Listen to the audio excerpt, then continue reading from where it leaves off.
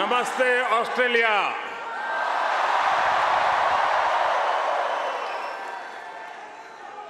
Australia के प्रधानमंत्री और मेरे प्रिय मित्र हिज एक्सेलेंसी अल्बनीज़ी, ऑस्ट्रेलिया के पूर्व प्रधानमंत्री हिज एक्सेलेंसी स्कॉट मॉरिसन,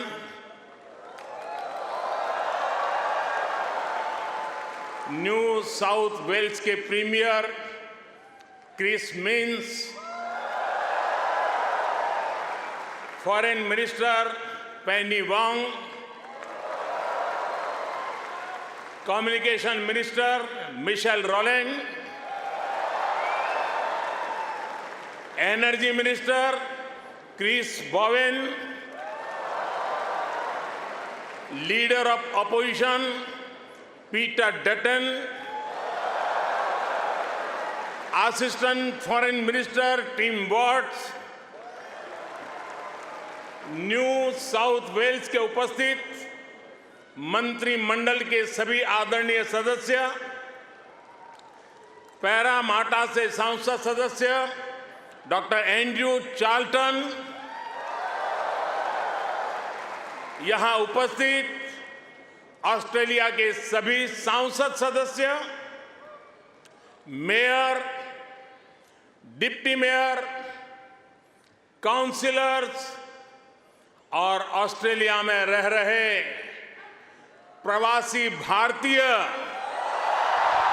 जो आज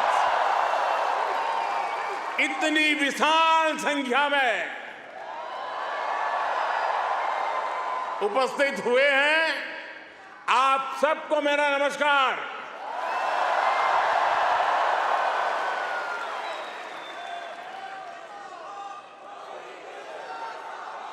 First of all, I acknowledge the traditional custodians of the land that we are meeting here on today.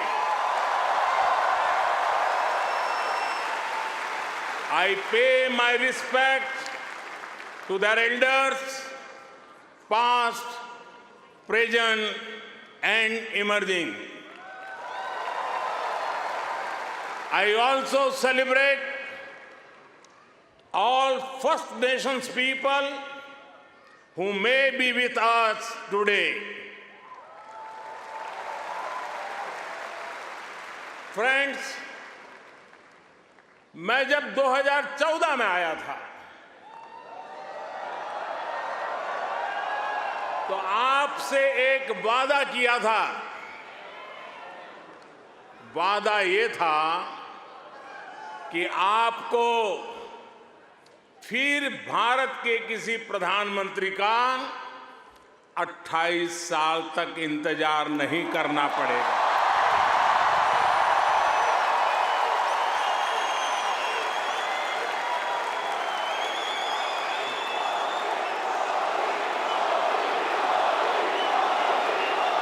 तो लीजिए, यहां सिडनी में इस ऐना में मैं फिर हाजिर हूं और मैं अकेला नहीं आया हूं। प्रधानमंत्री अल्बनीज़ी भी मेरे साथ आए हैं। मिस्टर प्राइम मिनिस्टर, अपने बहुत व्यस्त कार्यक्रम में से हम सभी के लिए आपने समय निकाला है। ये हम भारतीयों के प्रति आपके स्नेह को दर्शाता है। आपने जो अभी कहा वो दिखाता है कि ऑस्ट्रेलिया के मन में भारत के प्रति कितना प्रेम है। इसी वर्ष मुझे प्रधानमंत्री जी का भारत की धरती पर अहमदाबाद में स्वागत करने का अवसर मिला था।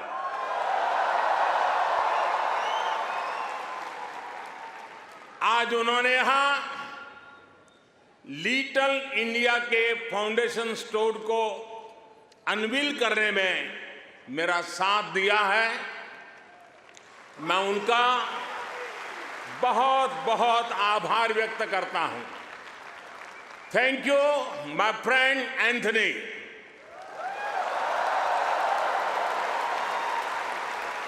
ये लिटिल इंडिया ऑस्ट्रेलिया के विकास में भारतीय समुदाय के योगदान का भी एक रिकॉग्निशन है। मैं न्यू साउथ वेल्स के प्रीमियर, पैरामाटा शहर के मेयर, डिप्टी मेयर और काउंसिलर्स को इस विशेष सम्मान के लिए धन्यवाद देना चाहता हूं।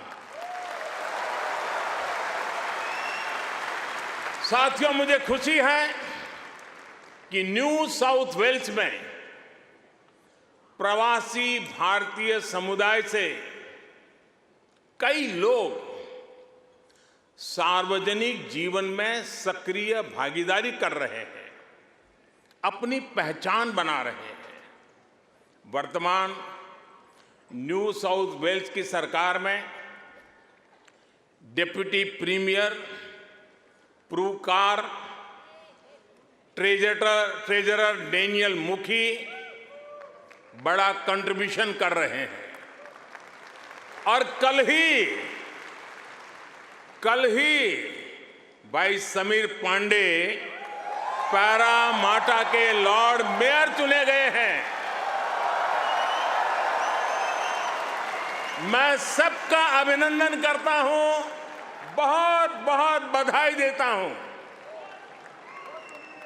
साथियों, आज जब पैरामाटा में यह सब हो रहा है, तभी ये जानकारी भी आई है कि पश्चिमी ऑस्ट्रेलिया के पर्थ शहर में भारतीय सैनिक नयन सिंह सैलानी के नाम पर सैलानी एवेन्यू बनाया गया है। उन्होंने पहले विश्व युद्ध में ऑस्ट्रेलिया की फौज के लिए लड़ते हुए वीर गति प्राप्त की थी। इस सम्मान के लिए मैं पश्चिमी ऑस्ट्रेलिया के नेतृत्व का आदरपूर्वक अभिनंदन करता हूं। साथियों, एक समय था जब कहा जाता था कि भारत ऑस्ट्रेलिया के संबंधों को 3C डिफाइन करते हैं, ऐसा पहले कहा जाता था। ये कौन से 3C हैं? कॉमनवेल्थ, क्रिकेट और करी।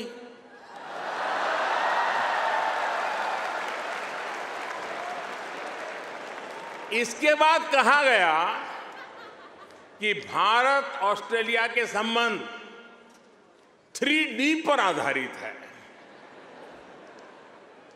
डेमोक्रेसी, डायस्पोरा और दोस्ती।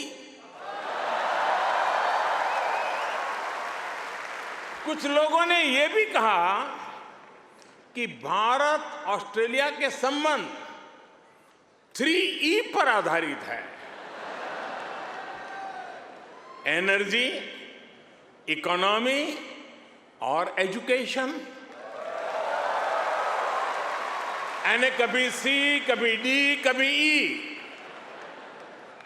अलग अलग कालखंड में ये बात संभवतः सही भी रही है, लेकिन भारत और ऑस्ट्रेलिया के ऐतिहासिक संबंधों का विस्तार इससे कहीं ज्यादा बड़ा है। और जानते हैं, इन सारे संबंधों का सबसे बड़ा आधार क्या है? जानते हैं?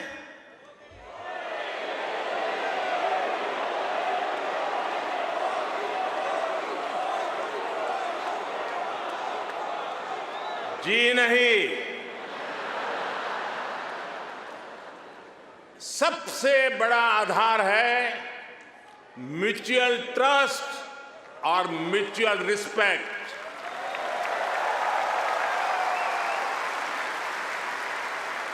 ये म्यूचुअल ट्रस्ट और म्यूचुअल रिस्पेक्ट सिर्फ भारत ऑस्ट्रेलिया के डिप्लोमेटिक रिश्तों से विकसित नहीं हुआ है।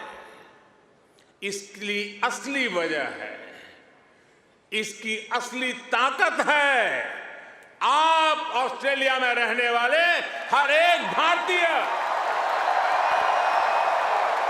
आप उसकी असली ताकत है। इसकी असली वजह है ऑस्ट्रेलिया के 2.5 करोड़ से ज्यादा सिटीजन्स। साथियों, हमारे बीच भौगोलिक दूरी जरूर है, लेकिन हिंद महासागर हमें आपस में जोड़ता है। हमारी जीवन शैलियां भले अलग अलग हो, लेकिन अब योगा ये भी हमें जोड़ता है।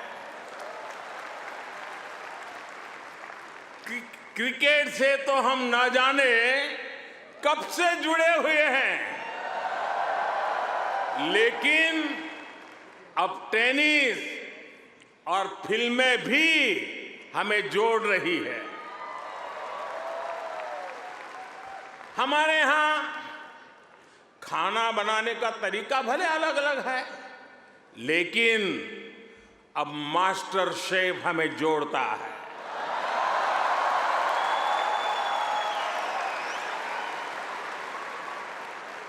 हमारे यहां पर्व त्योहार भले अलग अलग मनाए जाते हैं, लेकिन हम जुड़े हुए हैं दिवाली की रौनक से,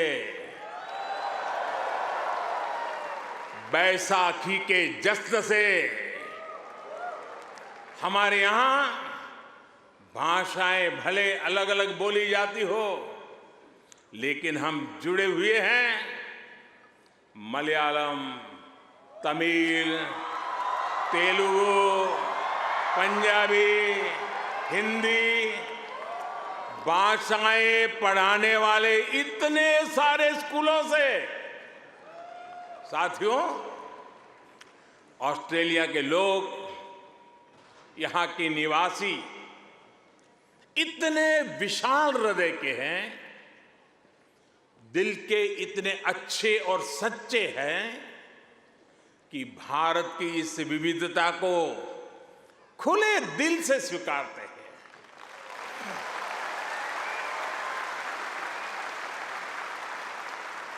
और यही वजह है कि पैरामाटा स्क्वायर किसी के लिए परमात्मा चौक बन जाता है।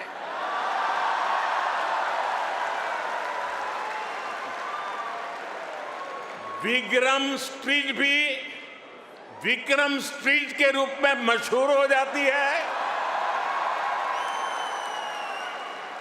और हैरिस पार्क कई लोगों के लिए हरीश पार्क हो जाता है।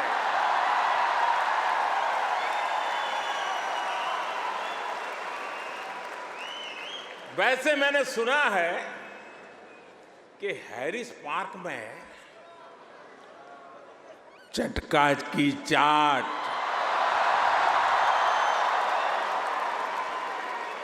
जयपुर स्वीट्स की जलेबी, उसका तो कोई जवाब ही नहीं है। मेरी आप सबसे रिक्वेस्ट है, आप लोग कभी मेरे मित्र पीएम एल्बनीज़ी को भी वहां जरूर ले जाइएगा। और साथियों, जब खाने की बात चली है और चाट की बात चली है, तो लखनऊ का नाम आना भी स्वाभाविक ही है। मैंने सुना है सिडनी के पास लखनऊ नाम की जगह भी है, लेकिन मुझे पता नहीं वहां भी चाट मिलती है क्या। अच्छा, यहां भी तो शायद दिल्ली के पास वाले लखनऊ के लोग होंगे ही होंगे, है क्या? वाह, वाकई Delhi street, Bombay street, Kashmir Avenue, Malabar Avenue जैसी कितनी ही सड़कें यहां ऑस्ट्रेलिया में आपको भारत से जोड़े रखती है। मुझे बताया गया कि अब तो ग्रेटर सिडनी में इंडिया परेड भी शुरू होने जा रही है। मुझे जानकर भी बहुत अच्छा लगा कि हां, आप सबने आजादी का अमृत महोत्सव भी बहुत धूमधाम से मनाया है। यहां की कई सारी सिटी काउंसिल में बहुत सारे कार्यक्रम किए गए हैं। सिडनी ओपेरा हाउस जब तिरंगे की रोशनी से सराबोर हुआ तो यहां हर भारतीय का दिल खुश हो गया। हिंदुस्तान में भी जय जयकार हो रहा था। और इसके लिए मैं न्यू साउथ वेल्स गवर्नमेंट का विशेष तौर पर आभार व्यक्त करता हूं। साथियों, हमारे क्रिकेट के रिश्तों को भी 75 वर्ष पूरे हो गए हैं। क्रिकेट की फील्ड पर मुकाबला जितना रोचक होता है, उतनी ही गहरी ऑफ द फील्ड हमारी दोस्ती है। इस बार तो ऑस्ट्रेलिया की अनेक विमेन क्रिकेट प्लेयर भी पहली बार भारत में आईपीएल खेलने आई थी।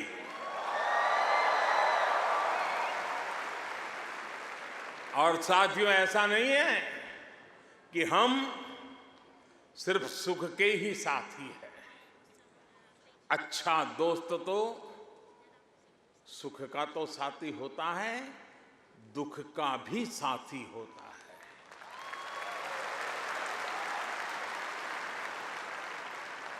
पिछले साल जब महान शेन वॉर्न का निधन हुआ तो ऑस्ट्रेलिया के साथ कोटि कोटि भारतीयों ने भी शोक मनाया।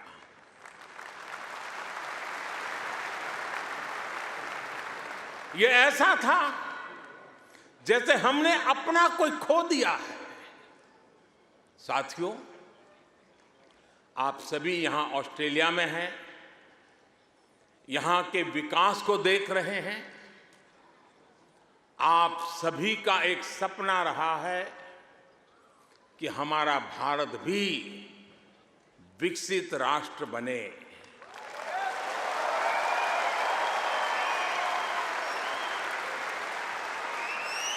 है ना आपका सपना? है ना आपका सपना? है ना आपका सपना? जो सपना आपके दिल में है, वो सपना मेरे दिल में भी है। ये मेरा भी सपना है। 140 करोड़ भारतीयों का सपना है। साथियों, भारत के पास सामर्थ्य की कमी नहीं है। भारत के पास संसाधनों की कमी भी नहीं है। आज दुनिया की सबसे बड़ी और सबसे युवा टैलेंट फैक्ट्री जिस देश में है, वो है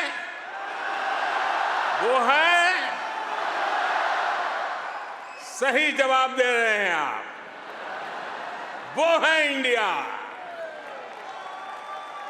मैं ये बात फिर दोहरा रहा हूं, आज दुनिया की सबसे बड़ी और सबसे युवा टैलेंट फैक्ट्री जिस देश में है वो है।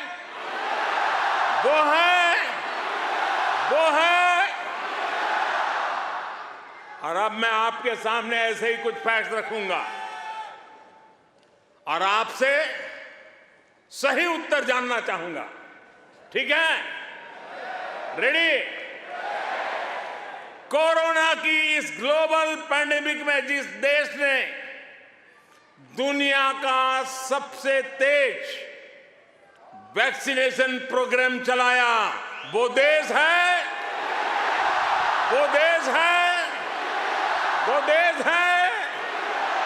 आज जो देश दुनिया की फास्टेस्ट ग्रोइंग लार्ज इकोनॉमी है, वो है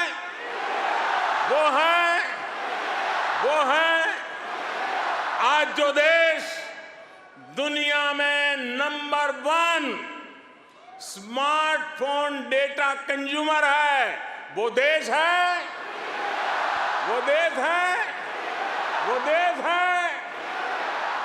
आज जो देश फिनटेक एडॉप्शन रेट में नंबर 1 है, वो देश है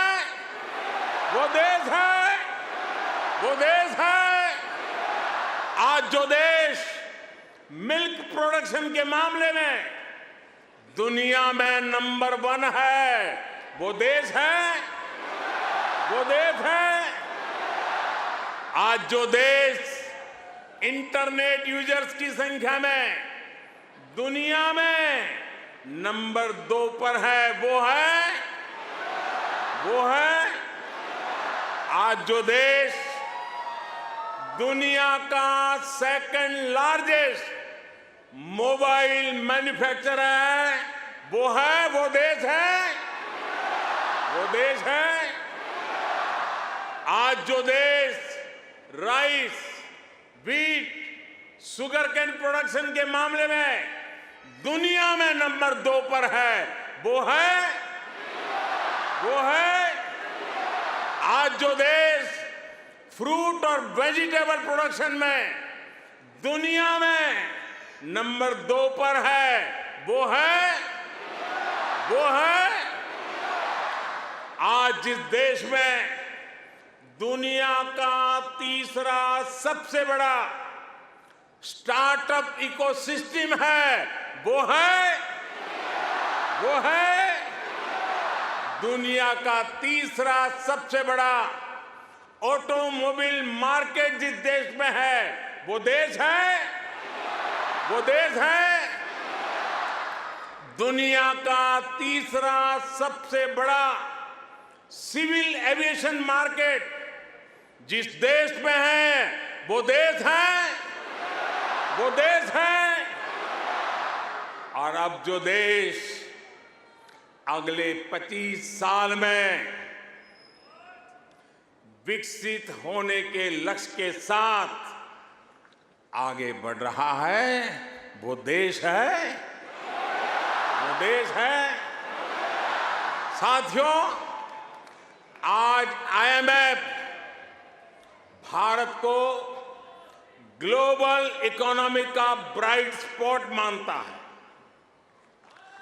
वर्ल्ड बैंक का विश्वास है कि ग्लोबल हेडविंड्स को अगर कोई चुनौती दे रहा है तो वो भारत है। आज दुनिया के कई देशों में बैंकिंग सिस्टम पर संकट है, लेकिन दूसरी तरफ भारत के बैंकों की मजबूती की आज चारों तरफ प्रशंसा हो रही है। दुनिया में 100 साल में आए सबसे बड़े संकट के बीच भारत ने बीते वर्ष रिकॉर्ड एक्सपोर्ट किया है। आज हमारा फॉरेक्स रिजर्व नई बुलंदियां छू रहा है। फ्रेंड्स, भारत ग्लोबल गुड के लिए कैसे काम कर रहा है, इसका उदाहरण हमारा डिजिटल स्टैक है। आप सभी भारत के फिनटेक रिवॉल्यूशन से भली भांति परिचित हैं। आपको याद होगा, जब मैं 2014 में यहां आया था, तब मैंने आपसे एक सपना साझा किया था। मेरा वो सपना था कि भारत में गरीब से गरीब का अपना बैंक खाता हो।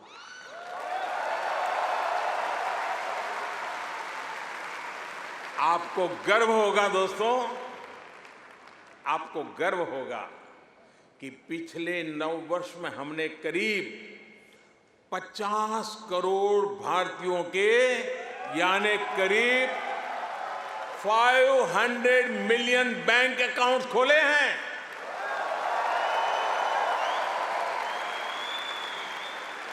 और सिर्फ बैंक अकाउंट खोलना ही हमारी सफलता, हम वहां अटकते नहीं है।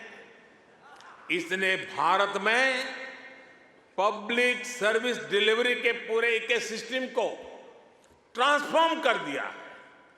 हमने Jan Dhan bank account, mobile phone और आधार आईडी की एक जैम ट्रिनिटी, JAM ट्रिनिटी बनाई है। आप सोचिए, इसे एक क्लिक पर करोड़ों करोड़ों देशवासियों तक डायरेक्ट बेनिफिट ट्रांसफर, DBT संभव हुआ। और आपको और खुशी होगी, बीते 9 वर्षों में, यह आंकड़ा भी आपको बहुत आनंद देगा, बीते 9 वर्षों में 28 लाख करोड़ रुपए, यानी 500 बिलियन ऑस्ट्रेलियन डॉलर से भी ज्यादा सीधे जरूरतमंदों के बैंक अकाउंट में भेजे गए हैं।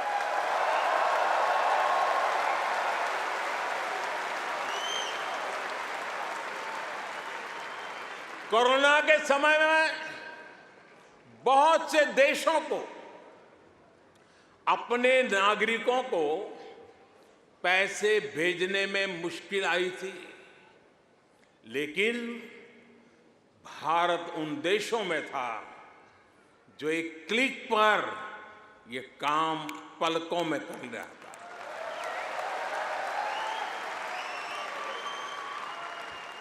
यूनिवर्सल पब्लिक इंटरफेस यानी यूपीआई ने भारत में फाइनेंशियल इंक्लूजन को नई ऊंचाई पर पहुंचा दिया है। आज दुनिया के 40% रियल टाइम डिजिटल पेमेंट्स अकेले भारत में होते हैं।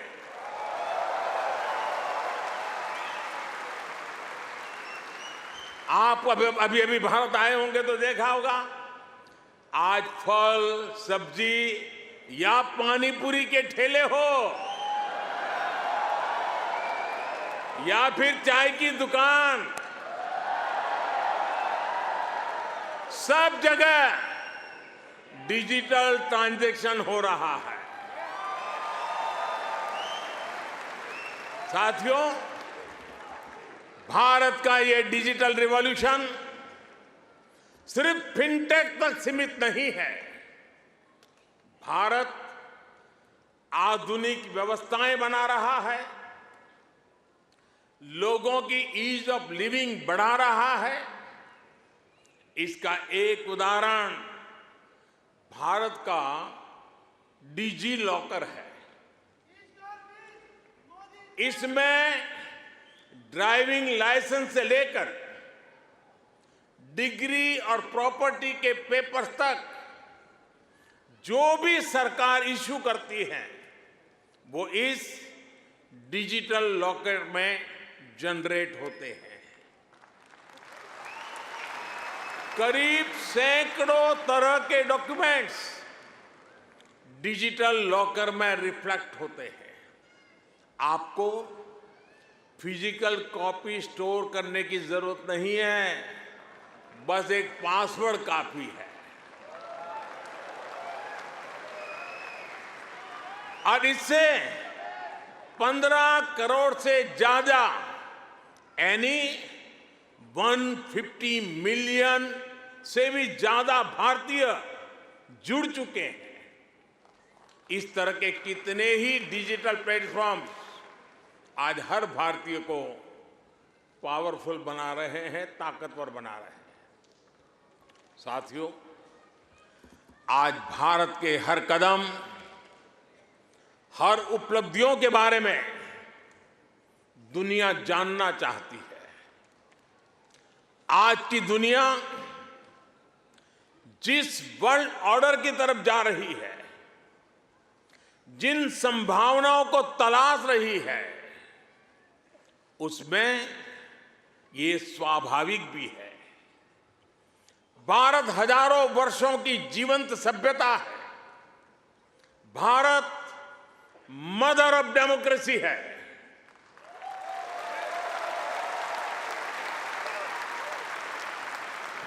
हमने समय के अनुसार खुद को ढाला है, लेकिन अपने मूल सिद्धांतों पर, फंडामेंटल्स पर हमेशा टिके रहे हैं।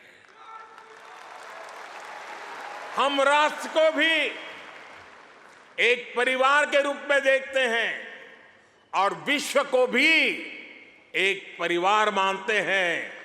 वसुधैव कुटुंबकम। और इसलिए जब भारत अपनी G20 प्रेसिडेंसी की थीम तय करता है तो कहता है अपने आदर्शों को जीने का उसका स्वभाव देखिए।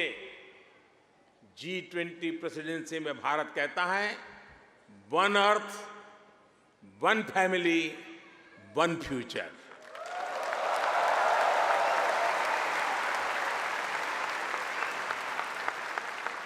जब भारत पर्यावरण की रक्षा के लिए सोलर एनर्जी के बड़े लक्ष्य तय करता है तो कहता है वन सन, वन वर्ल्ड, वन ग्रिड।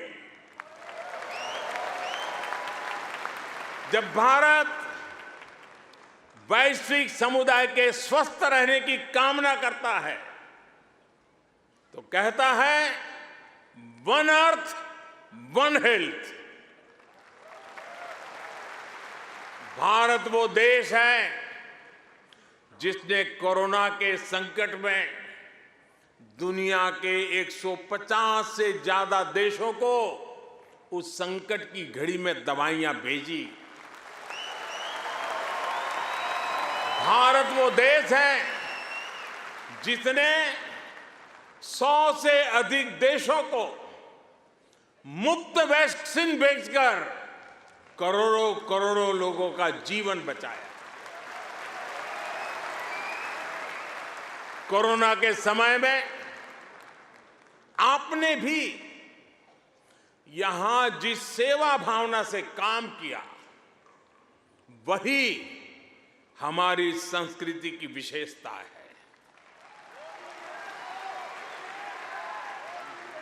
आज शहीदों के सरताज पंचम सिख गुरु श्री गुरु अर्जुन देव जी का शहीदी पर्व है। हमें गुरु जी के जीवन से सभी की सेवा करने शिक्षा मिलती है। गुरु अर्जुन देव जी ने ही दसंध प्रणाली शुरू की थी। इसी प्रेरणा से कोरोना के दौरान भी कितने ही गुरुद्वारों के लंगर ने यहां लोगों की मदद की। इसी दौर में कितने ही मंदिरों की रसोई यहां पीड़ितों के लिए खुल गई। ऑस्ट्रेलिया में रहकर पढ़ाई कर रहे स्टूडेंट्स भी बड़ी संख्या में लोगों की मदद के लिए आगे आए।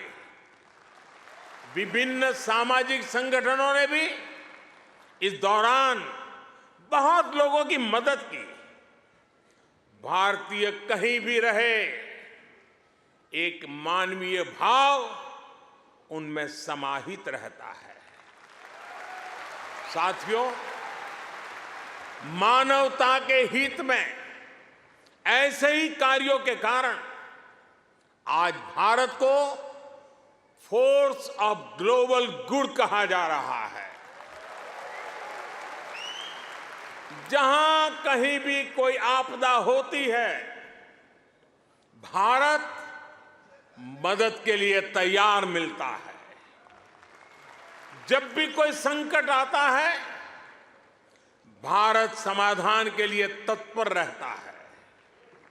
आज चाहे इंटरनेशनल सोलर अलायंस के द्वारा सौर ऊर्जा का उपयोग बढ़ाना हो, चाहे आपसी सहयोग के माध्यम से डिजास्टर रिजिलिएंट इंफ्रास्ट्रक्चर तैयार करना हो, चाहे इंटरनेशनल बिग कैट अलायंस को नेतृत्व देना हो, भारत ने हमेशा अलग अलग देशों को एकजुट करने के लिए एक बाइंडिंग फोर्स की तरह काम किया है।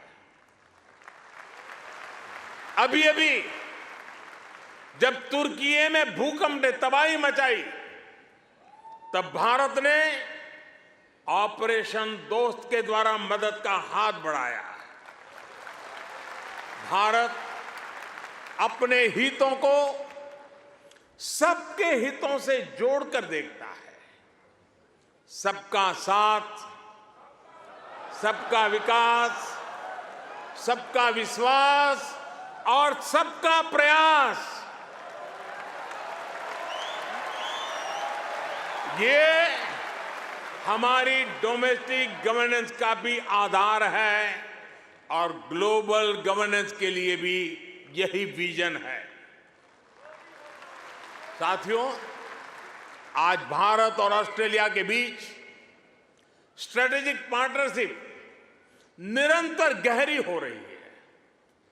हाल में ही हमने इकोनॉमिक कोऑपरेशन और ट्रेड एग्रीमेंट ECTA एकता साइन किया है। अनुमान है इससे दोनों के बीच ट्रेड अगले 5 वर्ष में 2 गुने से अधिक हो जाएगा।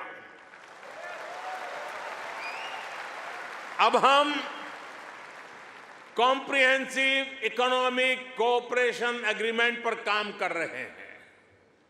हम रिजिलिएंट और रिलायबल सप्लाई चेन्स का निर्माण कर रहे हैं। इससे दोनों देशों के बिजनेस को बल मिलेगा ही, दुनिया को भी नया विश्वास मिलेगा। आज भारत और ऑस्ट्रेलिया के बीच कई डायरेक्ट फ्लाइट्स हैं। बीते वर्षों में फ्लाइट्स की संख्या बढ़ी है। आने वाले दिनों में इनकी संख्या और बढ़ेगी।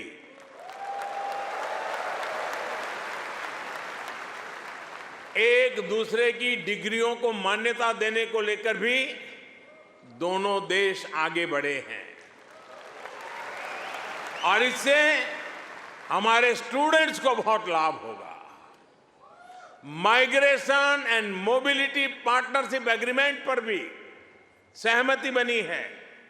इससे हमारे स्किल्ड प्रोफेशनल्स के लिए ऑस्ट्रेलिया आना और यहां काम करना आसान होगा।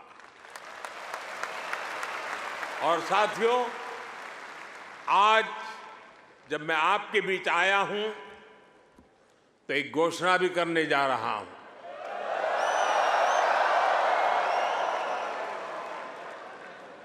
ब्रिस्बेन में भारतीय समुदाय की बहुत समय से जो मांग थी, अब उसे पूरा किया जाएगा।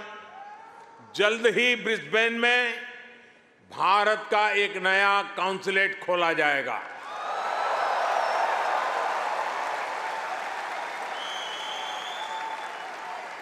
फ्रेंड्स, भारत और ऑस्ट्रेलिया की गहरी होती पार्टनरशिप मां भारती में आस्था रखने वाले प्रत्येक व्यक्ति को सशक्त करेगी।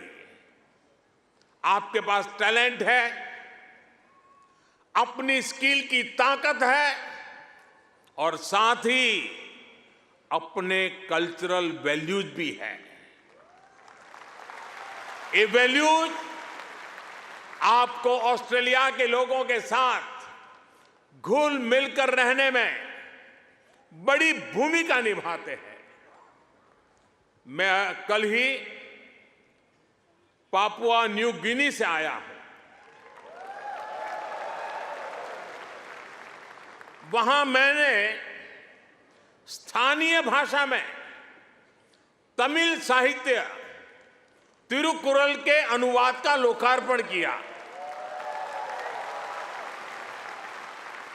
ये अनुवाद वहां भारतीय मूल के एक स्थानीय गवर्नर ने किया है।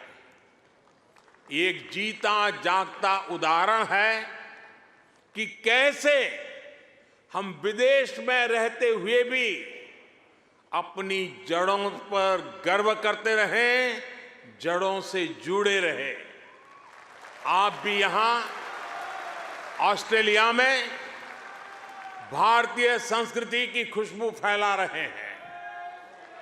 आप ऑस्ट्रेलिया में भारत के कल्चरल एम्बेसडर हैं, भारत के ब्रांड एम्बेसडर्स हैं। साथियों, मैं मेरी बात समाप्त करने से पहले आपसे कुछ मांगना चाहता हूं। देंगे? आवाज जरा धीमी हो गई। देंगे? पक्का? प्रॉमिस? मैं आपसे ये मांग रहा हूं और आपसे आग्रह करूंगा कि आप जब भी भारत आए, अपने साथ कोई न कोई ऑस्ट्रेलियाई मित्र और उनके परिवार को भी साथ लेकर के आए।